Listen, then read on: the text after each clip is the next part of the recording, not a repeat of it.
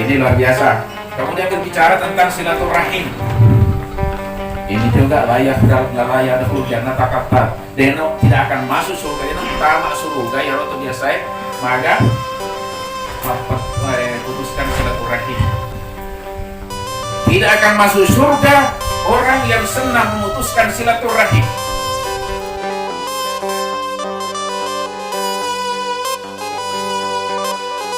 Untuk berbicara tentang silaturahim ini, di sini kan silaturahim itu diakibat apa namanya? Apa yang kita harapkan di sini adalah persaudaraan. Silaturahim persaudaraan. Ini semua kita ini kan sama-sama perantau. Semua yang berkumpul di sini perantau semua. Karena pasti kalau ditanya kita orang apa? Orang Wajo. Di sini kita di Sulawesi Tenggara, perantau semua kita ini. Kita merantau ke sini. Kenapa kita merantau ke sini ini? Karena di sini ini ada harapan. Ya, harapan hidup, ya. Jadi kan katanya itu ada berapa itu? Ada namanya pandangan hidup, baru dipandang sudah hidup. Ada juga yang namanya pegangan hidup, dipegang baru hidup. Ada juga harapan hidup, diharapkan hidup, tidak hidup-hidup. Ada yang sisa-sisa hidup. Apa itu sisa hidup? Ya sisa-sisa, masih ada nafasnya.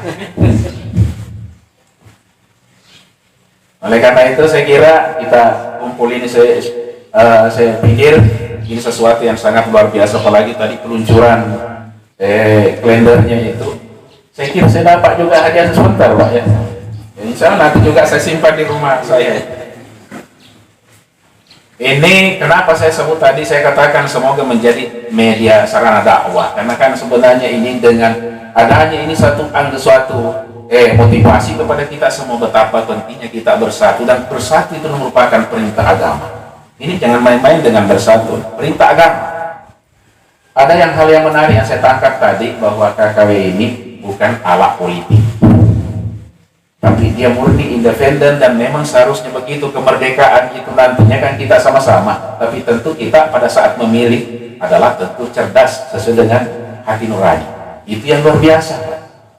Karena kebersamaan itu tidak mesti harus apa namanya sama-sama. Ini makanya saya melihat KKW ini adalah organisasi yang di apa namanya tadi itu disampaikan, menurut saya ini sangat layak untuk terus diperjuangkan dan terus dipertahankan, bahkan dikembangkan menjadi sebuah organisasi nanti yang diperhitungkan, bahwa eksistensi orang Wajo di Sulawesi Tenggara ini kelihatan bahwa ternyata Sulawesi Tenggara ini itu wajah-wajah orang Wajo.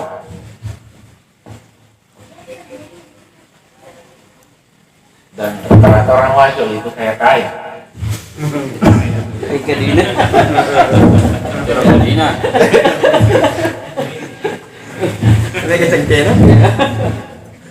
Makanya dulu itu kalau kita diskusi gara itu Wajo eda vida sugira ngebolnya na pilih warna ningangnya.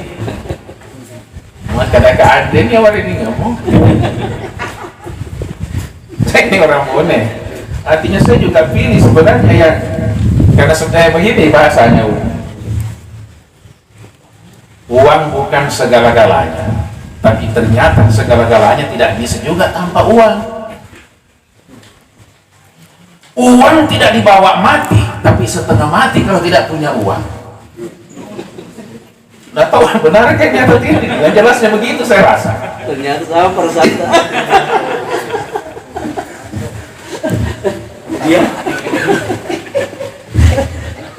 Makanya dengan silaturahim rezeki lancar. Jadi salah satu jaminan silaturahim itu adalah rezeki lancar. Perkara apakah saya jualan atau tidak, silaturahim saja Allah yang berikan itu.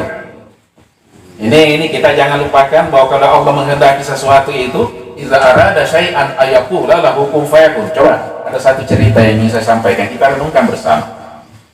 Dulu ada security. Kita tahu lah security ya. Kalau security itu sama dengan satpam. Satpam itu sama dengan security. Security persis dengan satpam. Ini si security ini dia menghayal, jadi rumahnya bos. Kalau saya juga punya rumah begini luar biasa. Tapi kan kalau Allah menghendaki bisa saya punya rumah seperti itu. Menghayal si security. Dari hayal-hayalan yang begitu panjang itu, dia menemukan hadis turul amal itu tanda orang celaka. Ternyata saya celaka juga ini, saya menghayal terus ini. Mending kalau Allah menghendaki, iza arada syai'an, dibaca ayatnya itu, iza arada syai'an ayaqula lahu kun fayakun. Kalau begitu hanya Allah yang bisa mensolusi ini. Saya juga mau punya rumah sama dengan rumah bos tadi. Apa yang terjadi, Bu? Ini security ini lapor sama komandan. Komandan, sebentar malam saya tidak jaga malam kalau bisa.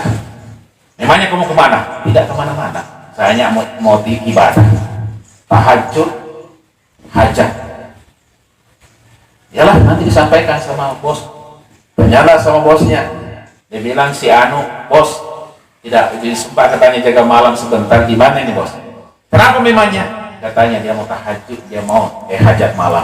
Oh kalau begitu, tidak apa-apa, kasih ketemu dengan saya. Lanjut, sini.